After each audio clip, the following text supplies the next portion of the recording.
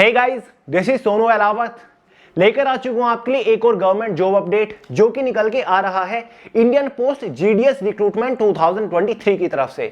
दोस्तों, Indian post जो कि department of post ministry of communication के अंडर आता है, जिसके अंदर जीडीएस ग्रामीण डाक सेवक के अंडर वेरियस पोस्ट के ऊपर वैकेंसीज आ चुकी है, जिसमें हमारी ब्रांच पोस्ट मास्टर की पोस्ट है, असिस्टेंट ब्रांच पोस्ट मास्टर की पोस्ट है, साथ ही डाक सेवक की पोस्ट है।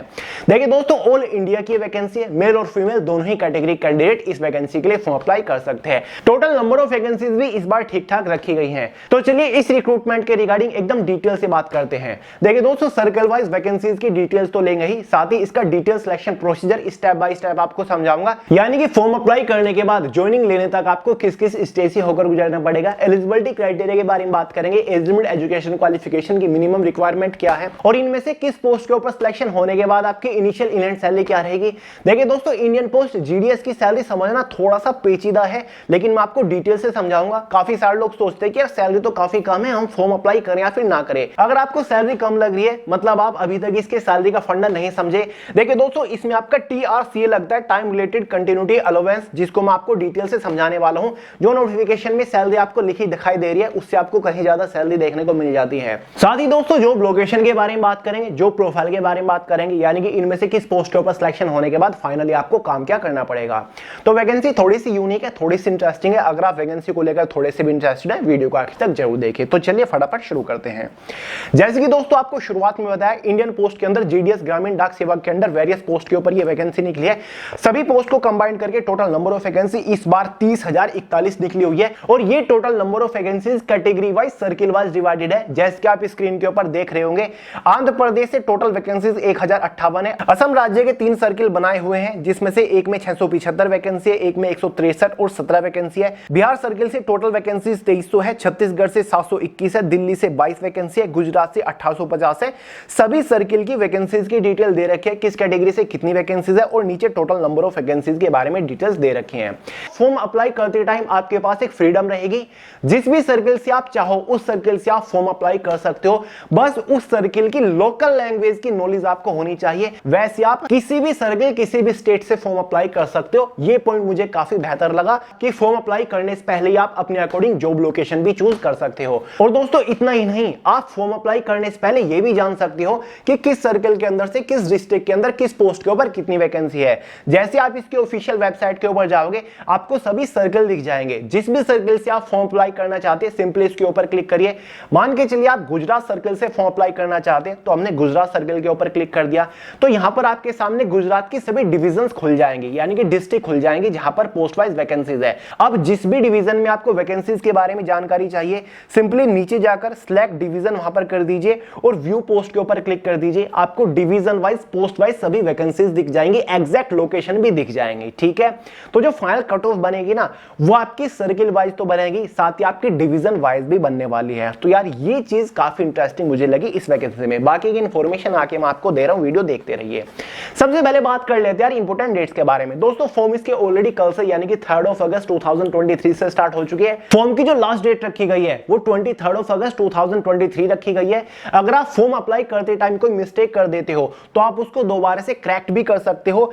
क्रैक्ट करने के लिए फॉर्म की विंडो 24 अगस्त से खुलेगी और 26 अगस्त तक आप फॉर्म में करेक्शन कर सकते हो। फॉर्म फीस के बारे में बात करें, जनरल ओबीसी वालों के लिए 100 रुपए फॉर्म फीस चार्ज किए गए हैं। एसटी, एससी या फिर किसी भी फीमेल कैटेगरी के लिए कोई भी फॉर्म फीस चार्ज नहीं किए गए हैं।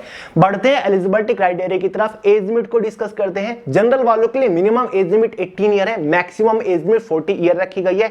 जो आपकी एज कैलकुलेट होगी वो एज ऑन 23 अगस्त 2023 तक होगी। ओबीसी, एसटी, एससी वालों को एज के अंदर रिलैक्सेशन मिलता है। ओबीसी वालों को 3 ईयर का मिलता है, एसटी, एससी वालों को 5 ईयर का एज के अंदर रिलैक्सेशन देखने को मिल जाएगा।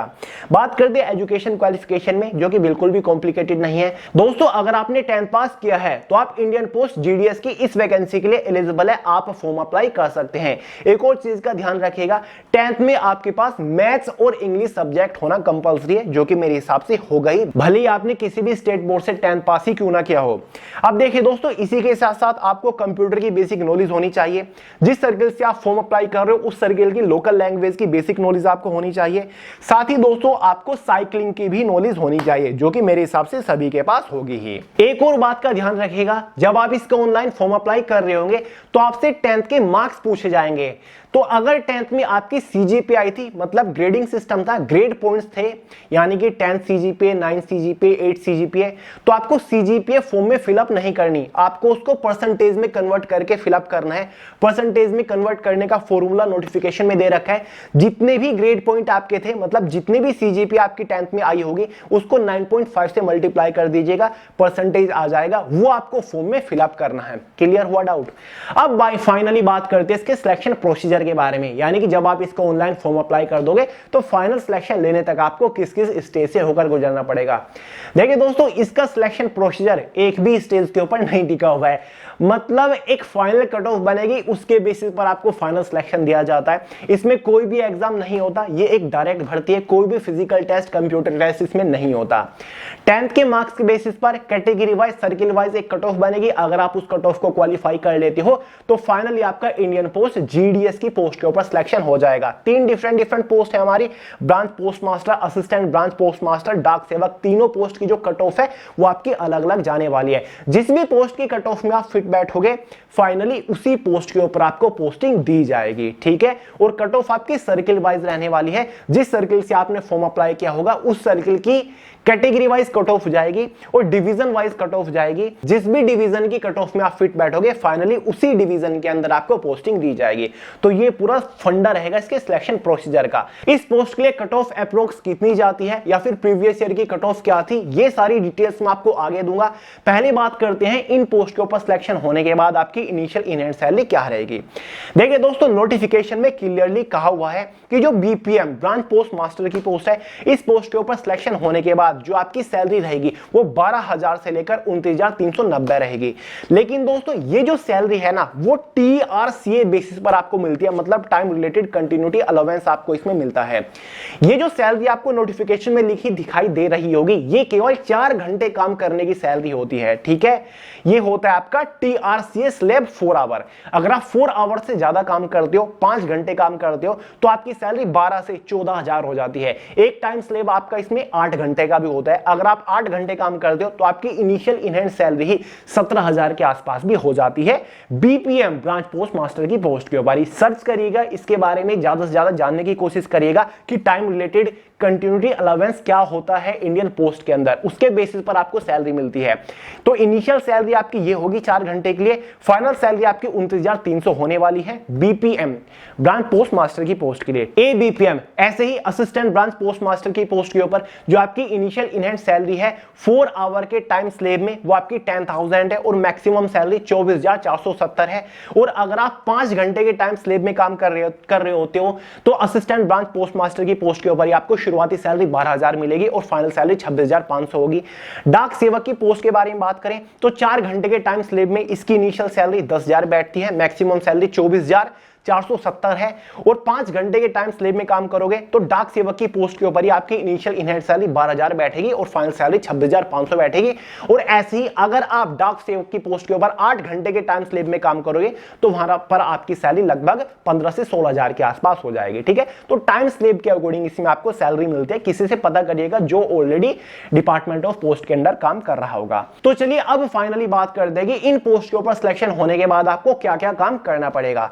सबसे पहले बात करते हैं ब्रांच पोस्ट मास्टर की पोस्ट की जॉब प्रोफाइल के बारे में। ध्यान से समझिएगा, एक एक काम आपको समझाऊंगा। देखिए दोस्तों, जो ब्रांच पोस्ट मास्टर होता है ना, वो एक तरीके से ब्रांच पोस्ट ऑफिस का हेड होता है। उसी के अंडर सारा स्टाफ काम करता है, उसी के under assistant branch post master काम करता है, उसी के ऑर्डर्स पे वो काम करता है, साथ ही डाक सेवक भी उसी के ऑर्डर्स पर काम करता है। पॉइंट नंबर फर्स्ट है day to day postal operations of branch post office and Indian post payment bank in the manner as prescribed by the department from time to time. आपको डेली ब्रांच पोस्ट ऑफिस के जो postal operations है उनको execute करना है, उनसे related काम करना है। साथ ही इंडियन पोस्ट पेमेंट्स बैंक जो है उससे रिलेटेड आपको काम करना है। साथ ही marketing and promotions of products and services being provided by the department and operating various services in the customer services centres of the department. यानी कि दोस्तों, जो डिपार्टमेंट के प्रोडक्ट्स हैं, सर्विसेज हैं, उनको प्रमोट करना है। जिस एरिया में, जिस सर्किल में आपकी पोस्टिंग हुई है है, वहां के जो लोग हैं उनके अंदर अवेयरनेस फैलानी है, उनको उन स्कीम्स के बारे में समझाना है, उनको बताना है। साथ ही in the single hand BO यानी कि branch post office, BPM branch post master have the overall responsibility of smooth and timely functioning of the office including mail conveyance and mail delivery. यानी कि ब्रांच पोस्ट मास्टर की ही ये responsibility है कि जो काम है ब्रांच पोस्ट ऑफिस के अंदर उसको स्मूथली एग्जीक्यूट किया जाए, साथ ही जो मेल्स आ रहे हैं या फिर जा रहे हैं पोस्ट उनको स्मूथली कन्वे किया जाए, उन ऑपरेशंस के ऊपर ध्यान दिया जाए कि सारी चीजें टाइम पर डिलीवर हो रही है या फिर नहीं। यानी कि जो ब्रांच पोस्ट मास्टर है उसको assistant branch post master assist करेगा। तो भाई आप काफी सारे काम branch post master assistant branch post master को देता है, क्लियर है, उसको ऑर्डर्स देता है। असिस्टेंट ब्रांच पोस्ट मास्टर की पोस्ट के बारे में बात करें तो sales of stamps, stationery, conveyance and delivery of mails at door step, exchange the mail with account office etcetera, deposit payment, other transactions of IBBP. यानी कि जो पोस्ट ऑफिस के दोस्तों स्टाम्प्स होते हैं उनको सेल करना ऑफिस के अंदर से ही, ब्रांच के अंदर से ही, स्टेशनरी है पोस्टल से रिलेटेड उनको सेल्स करना, ठीक है, जो मेल्स हैं उनको डिलीवर करना डोर टू डोर, ये responsibility assistant branch post master की होती है। साथ ही इंडिया पोस्ट पेमेंट बैंक्स की जो ट्रांजैक्शंस हैं उनको मैनेज करने का काम भी होगा असिस्टेंट ब्रांच पोस्ट मास्टर का ही। बाकी यही काम आपके हैं, ज्यादातर आप असिस्ट करोगे ब्रांच पोस्ट मास्टर को। कंप्यूटर रिलेटेड भी आपके बहुत सारे काम होंगे जैसे कि आईपीपीबी की ट्रांजैक्शंस को मैनेज करना। डाक सेवक की पोस्ट के ऊपर आपको क्या काम करना पड़ेगा? डाक सेवक का पहला काम तो यही है, sale of stamps, stationery, conveyance and delivery of mail at door step, deposit payments, other transactions of IPPB and any other duties assigned by postmaster और सब postmaster। यानी कि ऑफिस सेक्शन से ही स्टाम्प्स को सेल करना, स्टेशनरी को cell करना postal से रिलेटेड, साथ ही आईपीपीबी की जो पेमेंट्स हैं, ट्रांजैक्शंस हैं, डिपॉजिट्स हैं उनको मैनेज करने का काम होता है डाक सेवक का। साथ ही पोस्ट मास्टर या फिर सब पोस्ट मास्टर के द्वारा जो काम बताया गया है, ड्यूटी असाइंड की गई है, वो भी डाक सेवक करेगा। डाक सेवक may have to work in sorting office of railway mail services. Railway mail services के लिए भी ये काम करता है, ठीक है। डाक सेवक is in the mail office will handle receipt, dispatch of mail bags, साथ ही ट्रांसशिपमेंट ऑफ बैग्स एक्सेट्रा। डाक सेवक का ही काम होता है कि जो मेल ऑफिस के रिसिप्ट है उनको मैनेज करना, साथ ही जो मेल बैग है उनको डिस्पैच करना, ठीक है, साथ ही उनको शिप करने का काम भी डाक सेवक का ही होता है। डाक सेवक will also assist post master और सब पोस्ट मास्टर। डाक सेवक पोस्ट मास्टर सब पोस्ट मास्टर को भी असिस्ट करेगा। तो डाक सेवक एक तरीके से सब असिस्टेंट के तौर पर काम करेगा पोस्ट ऑफिस के अंदर, साथ ही assistant post master branch post master को असिस्ट करेगा। ब्रांच पोस्ट मास्टर एक तरीके से हेड ही आप मानिए आपकी उस डिवीजन का, यानी कि उस ब्रांच पोस्ट ऑफिस का हेड होता है ब्रांच पोस्ट मास्टर। क्लियर है? तो भाई ये आपकी ड्यूटीज होती हैं, जॉब प्रोफाइल होती हैं। अब फाइनली बात करते हैं जॉब लोकेशन के बारे में। तो जॉब लोकेशन का कोई बड़ा इशू नहीं है, जिस भी सर्किल से आप फॉर्म अप्लाई करोगे उसी सर्किल के अंदर आपकी फाइनल जॉब लोकेशन रहने वाली है। मान के चलिए आप बिलोंग करते हो दिल्ली से, लेकिन फॉर्म अप्लाई करना चाहते हो आप उत्तर प्रदेश सर्किल से, तो आपकी final posting Uttar Pradesh circle के किसी डिवीजन में होगी। आप गुजरात से बिलोंग करते हैं लेकिन फॉर्म अप्लाई हरियाणा से करना चाहते हैं तो आप कर सकते हैं, आपकी जॉब लोकेशन हरियाणा स्टेट के अंदर ही रहेगी। तो ये जॉब लोकेशन का फंडा है, ये आपकी चॉइस के ऊपर ही डिपेंड करता है कि किस सर्कल से आप फॉर्म अप्लाई कर रहे हो। अब फाइनली बात करते हैं कट ऑफ के बारे में कि भैया 10th में हमारे मार्क्स कितने होने चाहिए ताकि हमारा सिलेक्शन हो जाए।